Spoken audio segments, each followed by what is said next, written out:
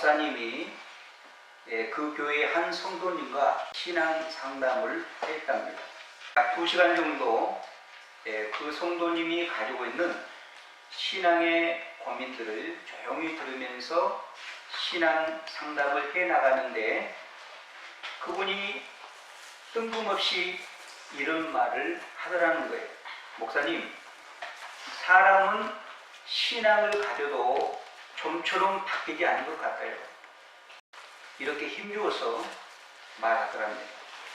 이분은 모태 신앙인으로서 그분이 오랫동안 주변 신앙인들을 열심히 살펴보았는데, 사람들이 점점 종교적 행위는 하는데 시간이 되면 예배당에 나와서 예배를 드리고 헌금도 하고 봉사도 하고 이런 종교적인 행위는 열심히 하는데, 하나님의 자녀다운 말과 생각과 행동은 그들 삶 가운데 보이지가 잘 않더라는 것입니다. 그래서 그렇게 목사님께 말씀한 것입니다. 이 목사님은 보통 상담할 때 성도들의 말을 조용히 듣는 편인데, 이 교우가 그런 말을 하니까 목사님이 교우의 말을 스톱시키고 단호하게, 아닙니다. 성도님 아닙니다. 사람은 변합니다. 사람은 반드시 변합니다. 그렇게 이야기를 해 주었답니다. 우리가 이미 살펴본 것처럼 2장에 들어오면은 나오미에서 룻으로 주역군이 바뀝니다. 룻이 이제 적극적으로 등장하지요. 그래서 2장 2절에 보면 룻이 어머니, 시어머니 나오미에게 뭐라고 말합니까? 어머니, 제가 밭에 나가서 이삭을 줍겠습니다. 그러자 나오미가 그에게 이르되 내 딸아 갈지어다, 그렇게 말합니다. 이삭 줍는 것은 많은 힘이나 기술이 필요하지 않습니다. 그러나 이삭 주면 허리도 아프고 좀 힘은 들겠죠. 그런데 이상한 것은 나오미, 시어머니 나오미가 룻을 데리고 밭에 나가서 이삭을 줍자고 해야 되는데, 거꾸로 이방 여인이고 젊은 며느리 룻이 시어머니에게 밭에 나가서 어머니 이삭을 줍겠습니다, 그렇게 이야기를 하는 겁니다. 왜냐하면 먹을 것이 없으니까 먹고는 살아야 되고. 그런데 왠지 이 나오미는 집 밖에를 나오지 않고 그냥 며느리에게 밭에 나가서 이삭을 줍도록 허락을 합니다. 두문분출, 밖을 나가지 않는 것입니다. 하루 종일 집안에 머물러 있으면서 며느리 룻만 이삭 주로 보내는 것입니다. 그게 2장 2절 나오죠. 모압 여인 룻이 나오미에게 이르되 원하건대 내가 밭으로 가서 내가 누구에게 은혜를 입으면 그를 따라서 이삭을 줍겠나이다 하니 나오미가 그에게 이르되 내 딸아 갈지어다 하며. 지금 나오미는 나이가 많이 든 것은 사실이지만 이삭을 줄 수 없을 만큼 나이가 많이 든 것은 아닙니다. 몸에 무슨 병이 든 것도 아닙니다. 그런데 왜 하루 종일 집안에만 있고 전혀 며느리와 함께 나가질 않는 것입니다. 이삭주로 나가질 않는 것입니다. 왜 그랬을까요? 왜 혼자 집안에만 있었을까요? 그녀 마음이 무너졌기 때문입니다. 모든 것을 잃고 우울과 절망 속에 빠져 호적거리고 있는 것입니다.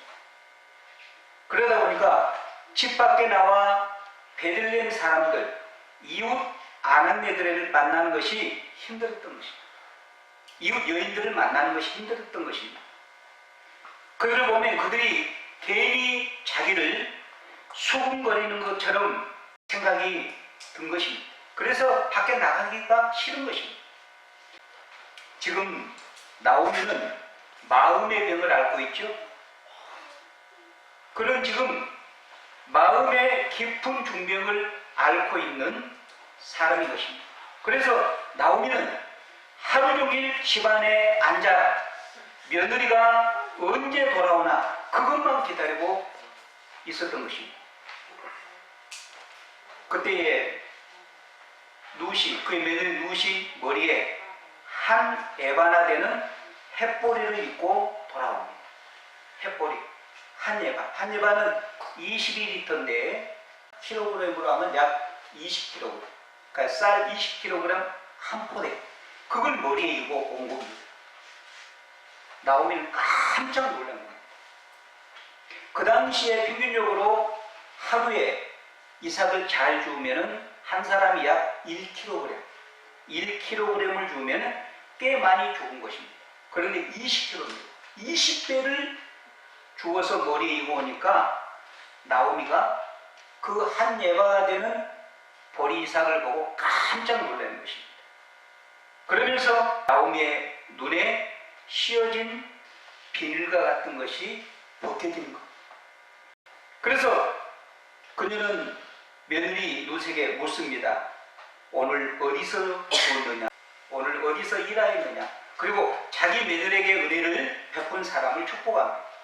나오미가 아무리 생각해도 이거는 자기 며느리 룻이 주어서 이렇게 많은 양을 모을 수가 없는 거다. 다 이렇게 많은 양을 줄 수가 없는 거다. 분명히 누군가가 룻에게 은혜를 베푼 사람이 있을 것이다. 그러면서 이 나오미가 묻습니다. 오늘 아가야, 오늘 어디서 주었느냐? 오늘 어디서 일했느냐? 그때 이 룻이 솔직하게 말합니다. 예, 오늘 보아스라고 하는 분의 밭에서 주었습니다. 그러자 나오미는 먼저 보아스를 향해 이렇게 축복합니다. 살아있는 자와 죽은 자에게 은혜를 베푸는 자라고 축복합니다. 사실 그런데 이 표현은 통상적으로 사람에게 쓰는 표현이 아닙니다. 사람은 오직 산 자에게는 은혜를 베풀 수 있지 죽은 자에게 은혜를 베풀 수 있는 사람은 없기 때문입니다. 죽은 자에게 어떻게 우리가 은혜를 베풉니까? 그런데 나오미는 보아스를 향해 살아있는 자와 죽은 자에게 은혜를 베푸는 분이라고 축복한 것입니다. 그러면서 나오미는 그 사람은 우리와 가까우니 우리 기업 물을 자 중에 하나니라 라고 룻에게 말합니다. 그녀는 보아스를 통해, 나오미는 보아스를 통해 다른 누군가를 본 것이죠. 나오미는 보아스를 통해 오실 예수 그리스도를 본 것입니다. 나오미는 보아스를 우리의 가까운 친척이요 기업 물을 자라고 말합니다. 여기 기업 물을 자, 여기 룻의 키워드입니다. 기업 물을 자를 히브리어로 따라합니다. 고엘. 따라합니다. 그게 고엘. 고엘.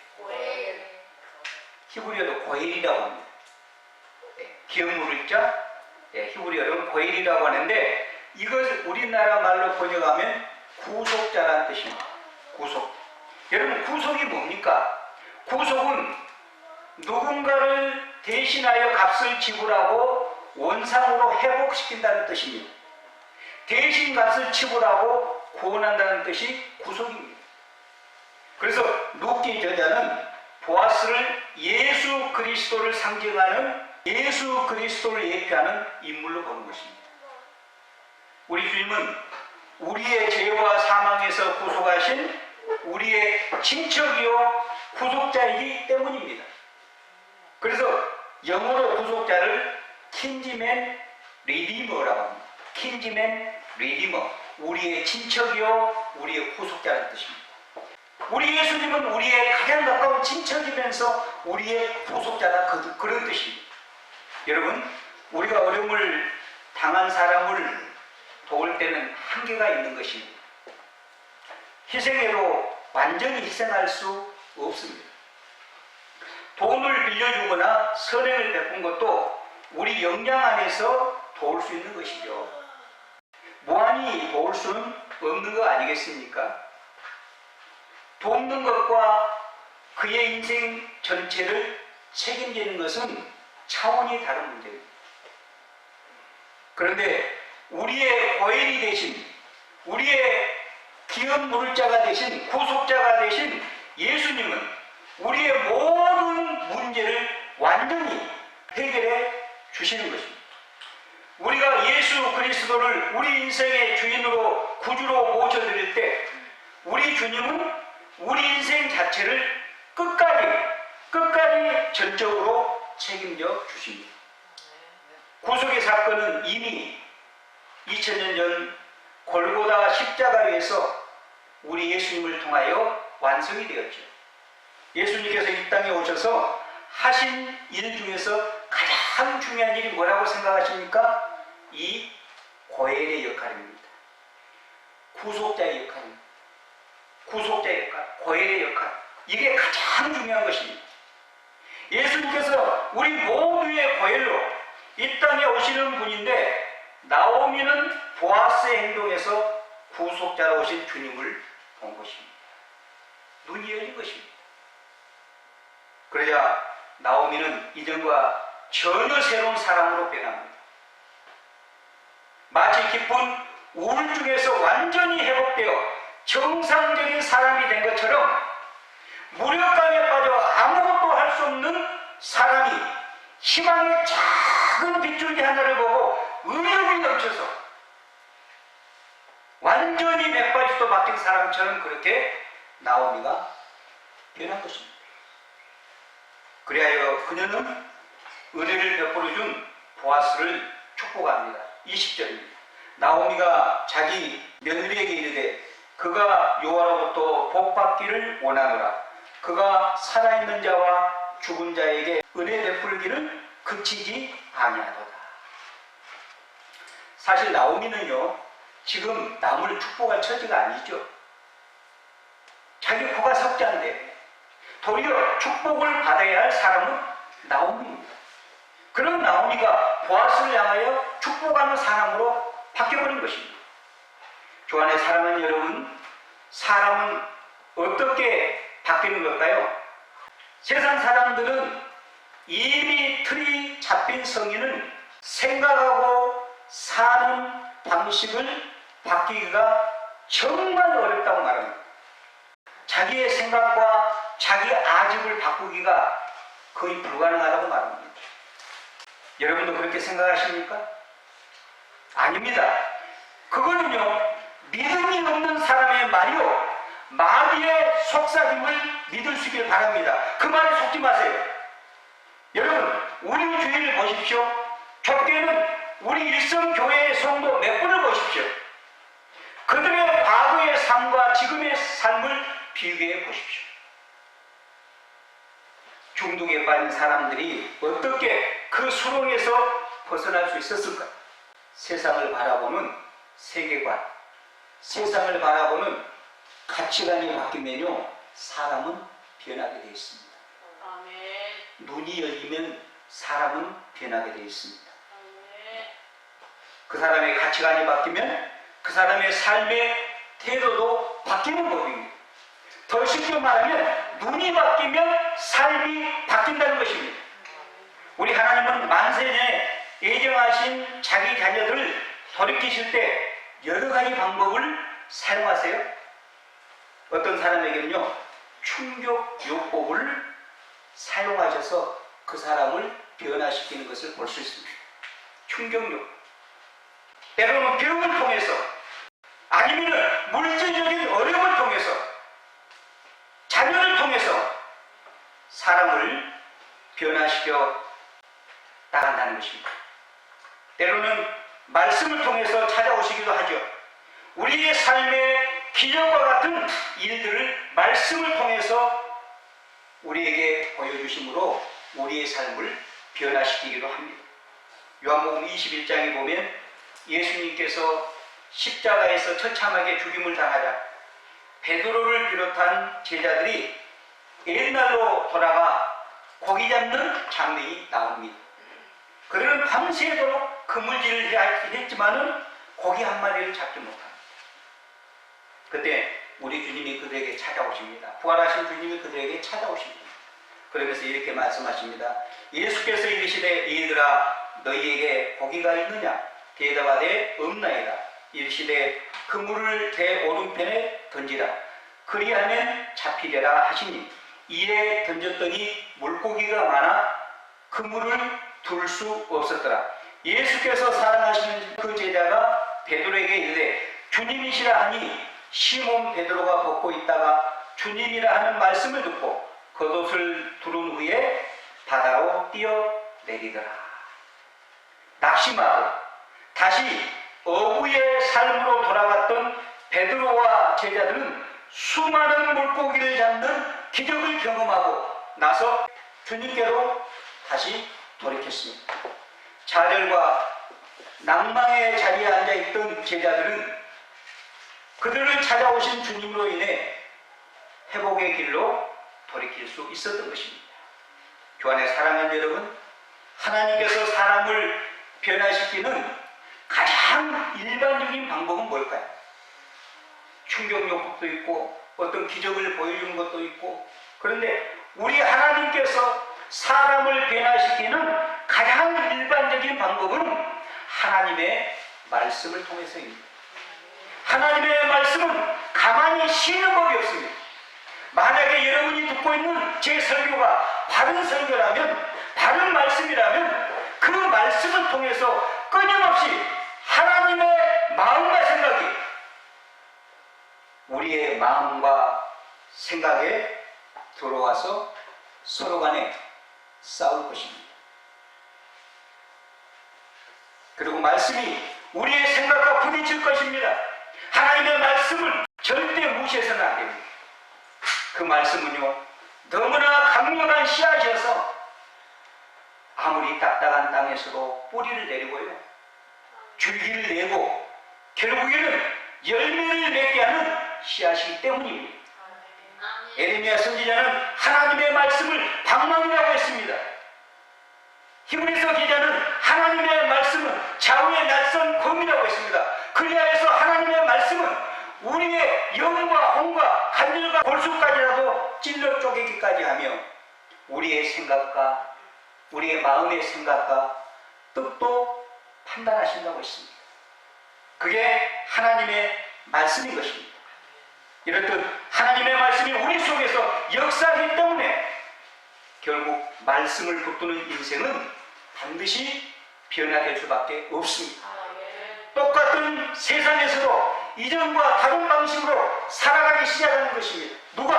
하나님의 생명의 말씀을 붙드는 자, 하나님의 생명의 말씀에 인생을 거는 자가 2015년 1월 1일 박근혜 대통령 정부에서 국민들 흡연 인구를 줄이기 위해서 이런 정책을 폈습니다. 담배값에 2,000원의 세금을 더 붙인 겁니다.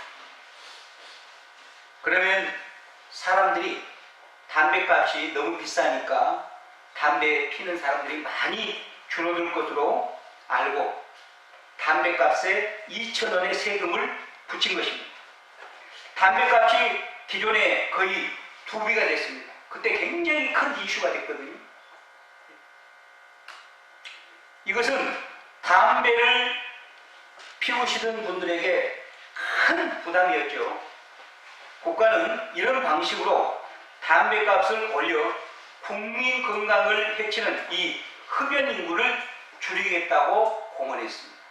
그런데요, 그때 경제학자와 심리학자들은 정부가 말하는 흡연 인구가 줄어든 일은 거의 없을 것이라고 예측했습니다. 왜 그런지 아십니까? 담배는 기호가 아니라 중독이니까. 담배는 기호가 아니라 중독이니까 아무리 나라가 담배값을 2배, 3배로 올려도 담배를 피우는, 담배에 중독된 사람들은 어떻게 하든지 돈을 구해서 담배를 사서 피우게 되어 있다는 것입니다. 그 말이 맞아 들어갔습니다. 여러분, 담배는 기호가 아니라 중독입니다. 교환의 사랑 여러분, 그렇다면 이렇게 무서운 중독인 담배를 어떻게 하면 끊을 수 있을까요? 담배뿐이겠습니까? 술도 그렇고, 우울증도 그렇고, 게임도 그렇고, 우리 주변에 중독이 얼마나 많습니까? 이미 우리 삶 가운데 깊이 들어와 나의 삶의 일부가 된 이 중독의 문제, 어떻게 끊을 수 있을까요? 과연 우리는 끊고 바뀔 수 있을까요? 네, 바뀔 수 있습니다. 가능합니다. 방법이 있습니다. 우리 눈이 바뀌면 가능합니다. 우리의 눈이 열리면 가능합니다. 우리의 눈이 열리면 하나님께서 우리의 삶에 간섭하는 것이 보이기 때문입니다. 그리고 그분의 손길이 느껴지고 그분의 인도하심대로 살아가게 되는 것입니다. 그럴 때 우리 삶에 놀라운 변화가 일어나는 것입니다.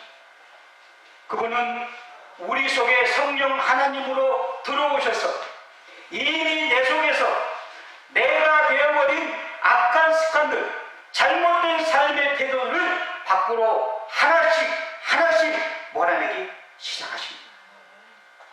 우리 하나님은 어느 날 어떤 사람에게 찾아오십니다.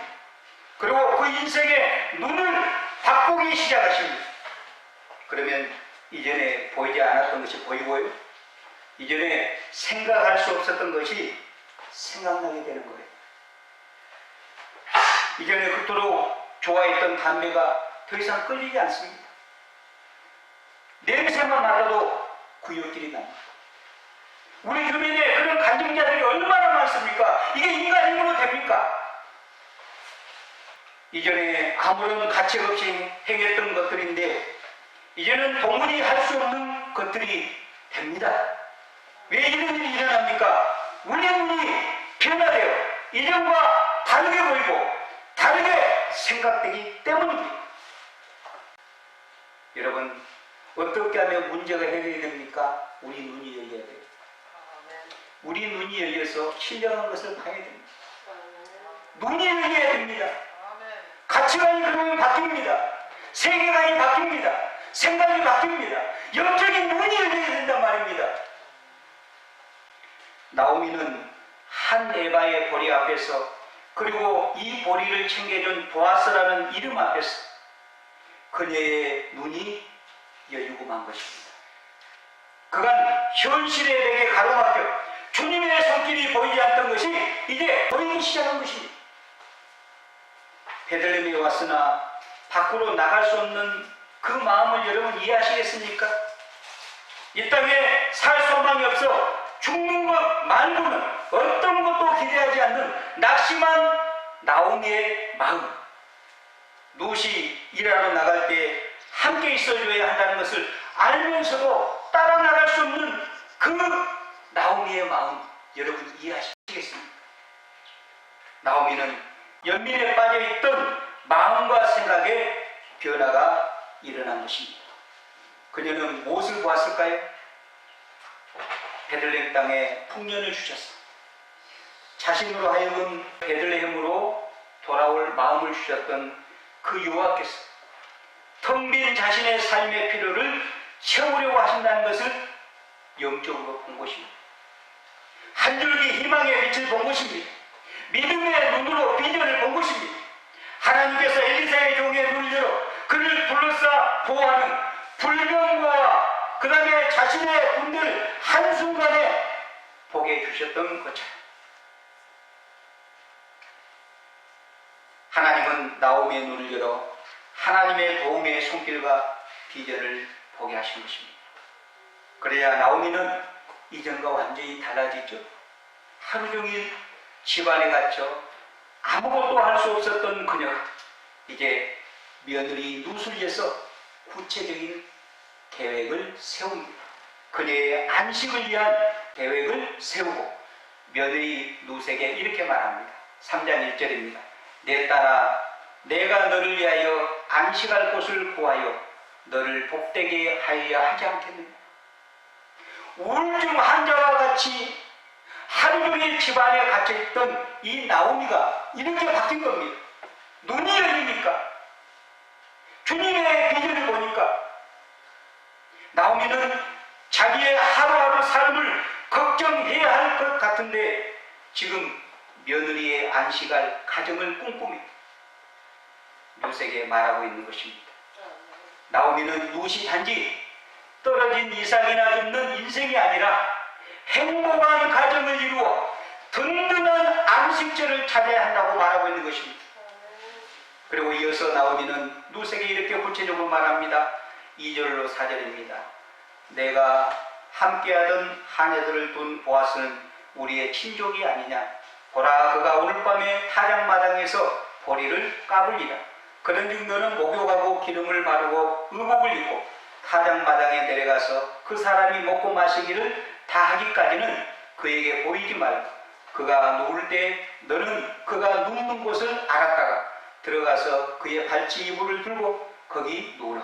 그가 내 할 일을 내게 알게 하리라 하니. 무슨 말입니까? 요약하면 이렇습니다. 아가, 보아스가 추수한 보리단에서 보리를 까불리기 때 너는 예쁘게 단장하고 타작마당에 누워 자려는 보아스 이불 속으로 들어가 그 발 아래 누우라는 것입니다. 그리고 그 뒤에는 보아스가 하라는 대로, 시키는 대로 하라는 것입니다. 이런 시부모가 어디 있습니까? 막장 드라마나 나오는 그런 짓을 지금 며느리에게 가르치다. 아니, 보아스가 잠자는데 예쁘게 치장을 하고 목욕을 하고 치장을 해서 보아스 발 밑으로 들어가서 같이 자라는 거 아닙니까? 그런데 여러분, 문제는 지금 이런 말도 안 되는 권면을 주님의 얼굴을 보고 눈이 밝아진 나오미 입에서 나오는 것입니다. 우리가 지금 이 나오미의 권면을 이해하려면 당시 근동 지역의 결혼 풍습을 알아야 됩니다. 그 당시 근동 지역에서는 소위 형사치수 제도가 있었습니다. 형사치수 제도는 뭐냐면은 형이 결혼해서 죽었는데 자녀가 없이 죽으면 그 동생이 형수와 결혼해서 아이를 낳아서 형의 대를 이어주는 결혼법입니다. 지금으로 말하면 이거는 이해가 안 되죠. 그 당시는 그랬다구나. 이걸 다른 말로 수혼이라고 합니다. 수혼 제도. 이 제도는 결혼한 형이 자녀가 없이 죽으면 동생이 형수와 결혼해서 자녀를 낳아서, 물론 남자겠죠, 형의 가문을 이어주는 거예요. 그래서 형사치수 제도를 계례 결혼법이라고도 합니다. 만약에 동생이 없으면, 형이 없으면, 동생이 없으면 가장 가까운 친척이 그 미망인과 결혼하여 자녀를 낳아 대를 이어줘야 할 의무가 있었던 것입니다. 이 제도의 1차적인 목적은 형의 가문과 그 재산을 보호해 주기 위해서 하나님이 그렇게 만드신 거예요. 나오미는 이러한 제도를 하나님께서 허락하신 것을 너무 잘 알고 있었습니다. 하나님의 율법에 기록되어 있었기 때문입니다. 신명기 25장 5절과 6절입니다.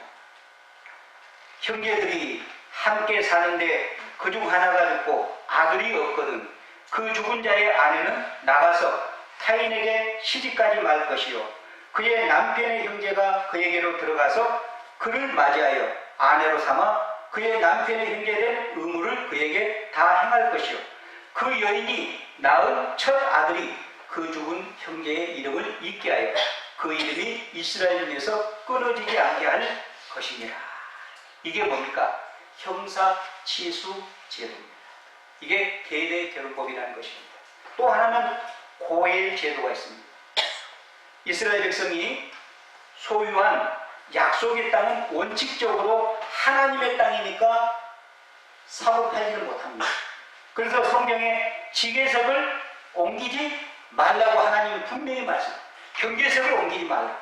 그러나 사람의 인생을 살다 보면은 이런저런 문제가 생길 수 있지 않겠습니까? 가난해질 수도 있고, 그래서 가난해서 어쩔 수 없이 경작권을 팔 수가 있었어요. 땅 자체는 팔지 못하지만 경작권. 그래서 이 나오미와 엘리멜렉도 모압으로 갈 때 경작권을 팔고 모압으로 갔던 것입니다. 그러면 이 경작권을 팔면은 가장 가까운 친척이 그 팔았던 경작권을 다시 자기 돈으로 사가지고 그 원래 자기 친척 주인에게 돌려줬습니다. 이게 고해제도입니다. 그래서 레위기 25장 25절에 보면은 이런 말씀이 나옵니다. 만일 내 형제가 가난하여 그의 기업 중에서 얼마를 팔았으면 그에게 가까운 기업 물을 자가 와서, 기업 물을 자가 고엘이라고 했죠? 고엘이 와서 그의 형제가 판 것을 물을 것이요. 하나님께서 이스라엘 백성에 주신 약속의 땅은요, 아브라함에게 주신 언약에 기초하여 그들에게 주신 것입니다. 그러므로 누구도 독점할 수 없게 하시고 사고팔 수 없게 하신 것입니다. 왜냐? 가나안 땅은, 약속의 땅은 하나님이 원래 주인이십니다. 그러나 우리 하나님은 경작권을 팔 수 있게 하신 것이죠. 그래서 어떤 사람이 가난해서 땅을 팔았더라도 가까운 친족이 그 땅을 사서 그에게 돌려줄 의무가 있었던 것입니다. 이걸 뭐라고 한다고요? 기업 물자. 네, 이걸 히브리어로 고해, 우리말로 구속자라는 말입니다. 만약에 이 경작권을 판 사람에게 만약에 기업 물자가 없으면 언제까지 기다려야 되죠? 희년까지. 희년, 50년 희년까지. 그러니까 이 희년이 50년 만에 한 번 희년이 되면요, 모든 땅은 원래 주인에게 돌려보내고 모든 종은 자유게 됩니다. 이게 희년제예요. 우리 하나님이 한 것입니다. 그러니까 경작권을 팔았는데, 내가 가난해서 경작권을 팔았는데 내 주변에 친척이 없어도 그 사람은 언제까지? 희년까지 기다리면 자동 그 땅은 나에게 돌아온다. 우리 하나님은 그렇게 배려하신 분이에요. 그렇게 우리 하나님 사랑이 많으신 분이에요. 가난한 사람을 위해서 그렇게 배려하신 분이 우리 하나님이시다고. 나오미는 하나님의 율법을 떠올렸습니다. 그녀는 보아스가 누구인지 정확하게 알고 있었습니다. 보아스는 가까운 친척이고 기업 물을 자이고 산 자와 죽은 자에게 은혜를 베푸는 자임을 나오미는 알았던 것입니다. 보아스는 룻의 후속자가 될 것이라는 것도 그는 예상했을 것입니다. 그래서 나오미가 룻에게 지시를 합니다. 적극적으로 지시를 합니다. 22절입니다. 나오미가 너희들이 룻에게 이르되 내 딸아 너는 그의 소녀들과 함께 나가고 다른 밭에서 사람을 만나지 아니하는 것이 좋으니라 하는지라. 나오미에게는 기업 물을 자와 형사 치술제 이 두 가지가 모두 필요했던 것입니다. 그녀는 죽은 남편 엘리멜렉의 뒤를 이을 자손과 엘리멜렉의 땅을 찾아줄 사람이 절실히 필요했던 것입니다. 그런데 나오미가 생각하기에 그 사람이 보아스라는 것을 확신한 것입니다. 보아스는 유력한 자이기 때문에 보호했습니다. 물질이 많았습니다. 능력이 있었습니다. 그런데 이 나오미와 룻이 보리추수와 밀추수가 약 6주 걸리는데 6주 동안 지켜보니까 보아스가 그렇게 신앙의 인품이 훌륭한 사람인 줄 확인합니다. 믿음이 그렇게 훌륭하고 도덕적으로 그렇게 깨끗하고 하나님 앞에 정말로 신실한 사람인 것을 6주 동안에 확인한 것입니다. 그래서 나오미는 이 보아스가 자기 가문의 후속자가 될 것을 확신한 것입니다. 그래서 이 사람을 잡아야 된다. 이 사람을 어떻게 하든지 잡아야 된다. 그 마음이 나오미 마음속에 가득 찼던 거예요. 그래서 약간 편법을 쓴 것입니다. 사실 약간 편법을 쓴 것이죠. 왜냐? 이 보아스가 더 가까운 친척이 있었는데 그렇게 했기 때문에. 그러나 이 보아스는 철저하게 하나님의 법을 지킵니다. 룻이 자기 발밑에 들어와도 조용히 다시 보내잖아요. 왜 그런 줄 아십니까?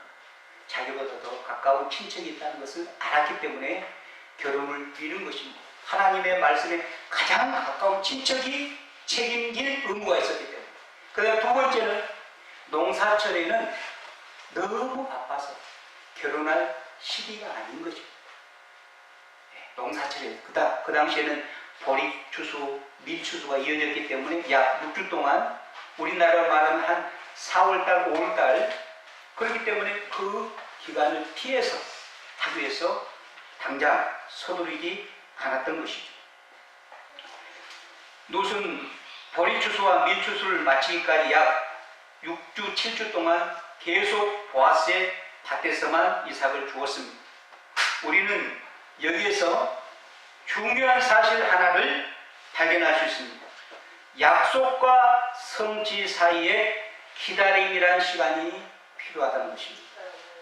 하나님은 우리에게 말씀을 주시고 그 말씀을 믿는 사람들로 하여금 말씀이 이루어질 때까지 믿음으로 뭐하라고 합니까? 기다려. 나의 카이로스, 나의 때까지 기다려. 그런데 기다림은 결코 만만한 거 아닙니다. 쉽지 않습니다. 그러나 하나님의 약속이 현실로 이루어질 때까지 기다린 사람은 하나님의 열매를 볼 것입니다. 못 기다린 사람은 열매가 없는 것이죠. 아브라함을 보십시오. 아브라함도 하나님께서 75세에 내가 너에게 반드시 약속의 아들을 줄 것이다. 언제 준다는 말이 없어요. 그때 아브라함에게는 자녀가 아무도 없었잖아요.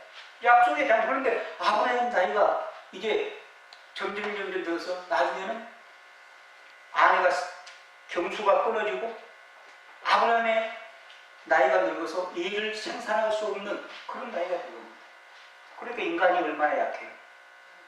아브라함이 기다리지 못하고 사라가 말하니까 하갈 뭡니까? 여종을 취해서 자녀를 낳으라고 하니까 그러면 아브라함은 믿음의 조상인데 고통을 주면서 뭘 그런 소리를 하냐고.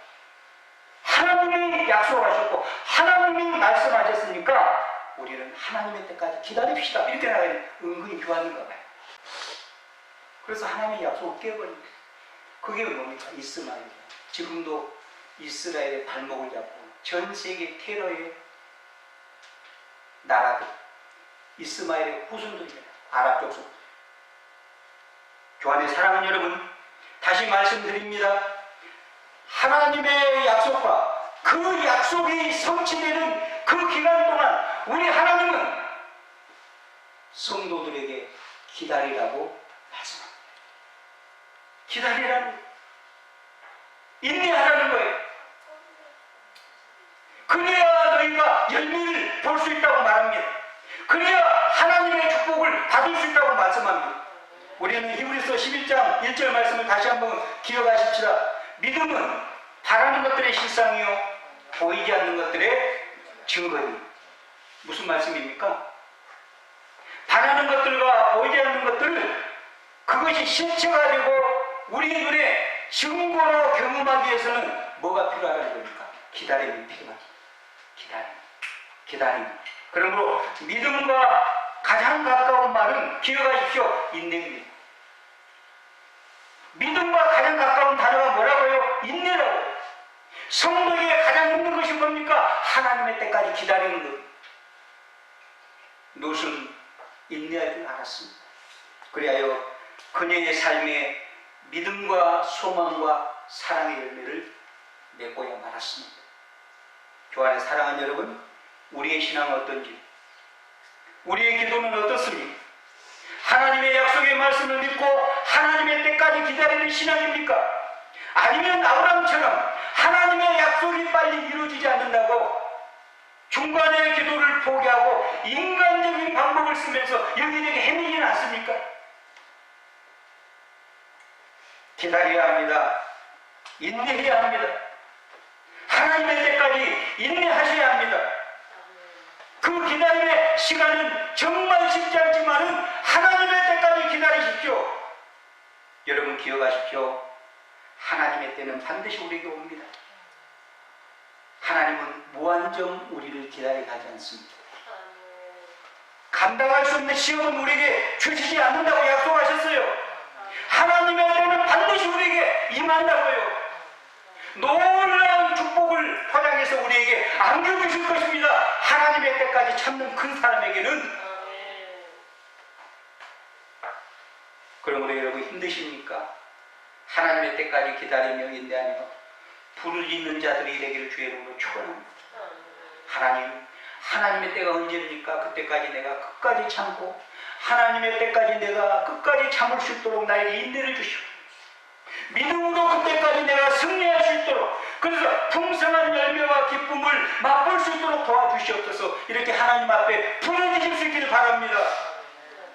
주안의 사랑하는 여러분, 사람은 절대로 변하지 않는다, 바뀌지 않는다, 마귀의 속삭임에 넘어가지 마시길 바랍니다. 우리가 영적인 눈이 열릴 때, 그리하여 하나님의 비전을 보게 될 때 사람은 반드시 바뀐다는 사실입니다. 그 사람이 아무리 세상 사람들이 망나니라 할지라도 저 사람은 안 돼. 저 사람은 안 돼. 고개를 흔든다 할지라도 거기에 속지 마십시오. 하나님이 그 사람의 영의 눈을 열어주시고 그 사람의 심령을 한 번만 터치하면 그 사람도 새 사람으로 바뀔 줄 믿습니다. 아멘. 새 사람으로 바뀔 줄 믿습니다. 아멘. 여러분, 인간을 창조하신 하나님께서 왜 사람 하나 못 바꾸시겠습니까? 우리 하나님께서 사람을 못 바꾸시면 우리가 그 하나님을 어떻게 믿고 따르겠습니까? 어떻게 믿고 우리의 인생을 그분께 맡길 수가 있겠냐 그 말입니다. 인간은 할 수 없을지라도 의사는 할 수 없을지라도 우리 하나님은 하십니다. 모든 사람을 반드시 하나님의 뜻 가운데서 변화시킬 줄 믿습니다. 그 아멘. 사람이 아무리 심한 아무리 큰 중독에 걸린 사람일지라도 우리 하나님은 반드시 다양한 방법으로 그 사람을 바꿔놓고 마실 것입니다. 아멘. 하나님께서 만세전에 그 사람을 선택했다면 하나님께서 창세전에 그 사람을 선택한 하나님의 자녀라면 우리 하나님은 그 사람을 반드시 아름답게 변화시키시는데 어떤 사람이 지혜로운 사람이겠습니까? 하나님이 충정요법을 써가지고 심각한 병에 걸려서 치명적인 어떤 채찍을 들어서 맞고 주님 앞에 돌아온 사람이 현명한 사람이겠습니까? 아니면 하나님의 말씀에 부딪혀서 하나님 말씀 앞에 부부가고 두 손 들고 매안 맞고 주님 앞에 돌아온 사람이 현명한 사람이겠습니까? 나오미가 잘못된 선택으로 모든 것을 잃고 텅 빈 인생이 되어 우울과 절망의 벽에 갇혀있을 때 그녀는 하나님의 베푸신 한 예발을 바라고 보리 이삭 한 예발을 통해서 눈이 열린 것입니다. 그의 눈이 열리니까 그의 삶에 놀라운 변화가 일어났습니다. 그녀가 눈이 열리자 가여운 청산가부 며느리 룻이 보이기 시작합니다. 룻이 진정으로 가볍게 여겨집니다. 그전에는 자기가 병들었기 때문에 룻하고 같이 살아도 그렇게 가볍게 여겨지지 않았을 것입니다.